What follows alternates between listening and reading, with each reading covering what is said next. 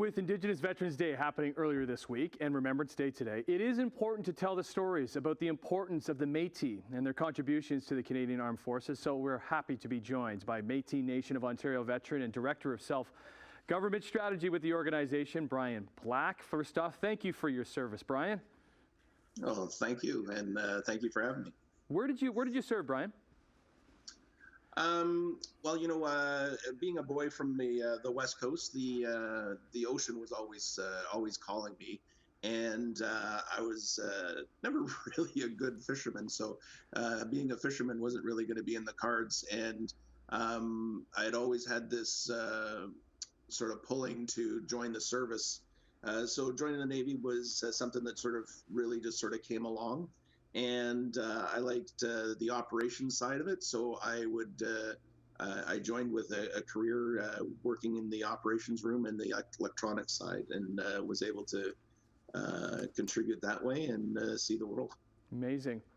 What do the Métis, do they have a strong connection to the Canadian Armed Forces? Absolutely. Absolutely. The Métis have been fighting for Canada since before there was a Canada. In the War of 1812, in the Boer Wars, and then after Canada was formed, and any time there was a call, World War I, World War II, the Korean War, the Métis showed up, and they showed up in force, and they served with distinction and with sacrifice to protect our country. I'm assuming they would bring so many skills and experience when joining the military?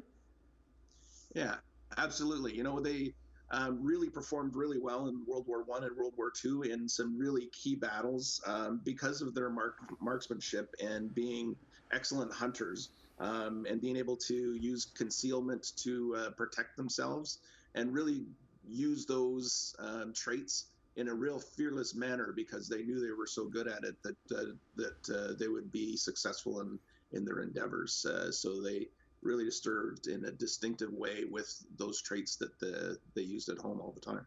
What about challenges for veterans, Métis veterans, after service? Yeah, it was a problem within World War I, World War II, and even in the Korean War when veterans would return home. They wouldn't receive the same benefits as other veterans, and other veterans would come back and they might receive land allotments or tuition for schooling, or even health benefits if they needed health benefits, which was not really attributed to the Métis veterans. The Canadian government is slowly getting a little bit better with that. 2 years ago, the Prime Minister offered an apology, an official apology to the World War II Métis veterans for the mistreatment when they got home, that they didn't receive those same benefits, which was great, and it's a great start. But there's still work to be done, and they need to have that same kind of recognition for our Korean veterans. And is that what your Veterans Council does to support? Yeah, the Métis Nation of Ontario's Veteran Council works really hard with the National Council Veterans, and working with Veterans Affairs to get that acknowledgement, and to talk to them, and just raising awareness of where some of the shortcomings have been, and to help rectify that to move forward. Brian Black, the Métis National of Ontario veteran and Director of Self-Governance with the organization. Once again, thank you for your service on this Remembrance Day and educating us on the importance of the Métis with the Canadian Armed Forces.